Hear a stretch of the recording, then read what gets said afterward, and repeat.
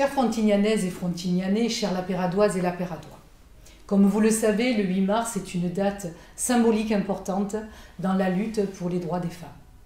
C'est en 1910, à Copenhague, au Danemark, que naît l'idée d'une journée internationale de la femme, à l'initiative de la révolutionnaire journaliste allemande Clara Zetkin.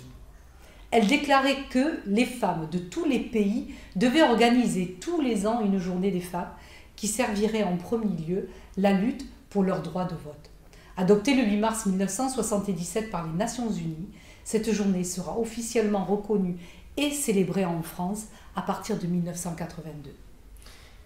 Si cela nous paraît aujourd'hui comme une évidence, il faut reconnaître qu'il a fallu plusieurs décennies, y compris dans notre pays, pour que les femmes obtiennent notamment le droit de vote, le droit de disposer de leur corps, le droit de travailler ou d'ouvrir un compte bancaire sans l'autorisation de leur mari.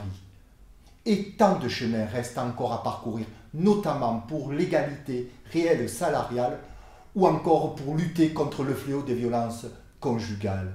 À Frontignan, la Pérade, depuis de nombreuses années, des initiatives et des actions sont organisées le 8 mars afin de mettre en lumière le nécessaire travail qu'il reste à mener sur l'égalité des droits. Pour cette mandature 2020-2026, j'ai souhaité aller encore plus loin en proposant que 2 élus du conseil municipal, un homme et une femme, puissent spécifiquement porter une délégation à l'égalité femmes-hommes afin d'agir pleinement et localement sur cette question sociétale importante.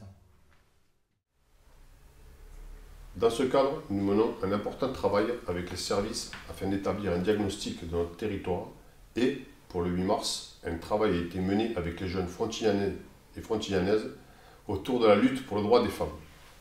Un hashtag a été créé pour l'occasion avec des t-shirts et des porte-clés et une exposition a été réalisée.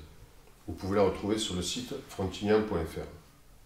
Afin d'atteindre le plus large public, les jeunes ont également créé une vidéo de danse qui est relayée sur le réseau social TikTok, mais aussi sur la page Facebook de la ville. À travers ces actions, la jeunesse frontignanaise démontre plus que jamais son attachement à la liberté et son engagement pour l'égalité entre les êtres humains, sans distinction de sexe, d'origine, de physique ou autre. Nous avons souhaité aller encore plus loin. Dorénavant, chaque année, la municipalité de Frontignan-la-Pérade mettra à l'honneur des femmes frontignanaises et lapéradoises afin de rendre hommage à leur travail et à leur engagement au service des habitants de notre commune. Ainsi, les 8 de chaque mois et jusqu'au 8 mars 2022, un reportage vidéo retraçant le parcours et l'investissement d'une femme sera publié sur la page Facebook et le site internet de la ville. À présent, à Frontignan, au travers de cette action originale, la lutte pour les droits des femmes, c'est toute l'année.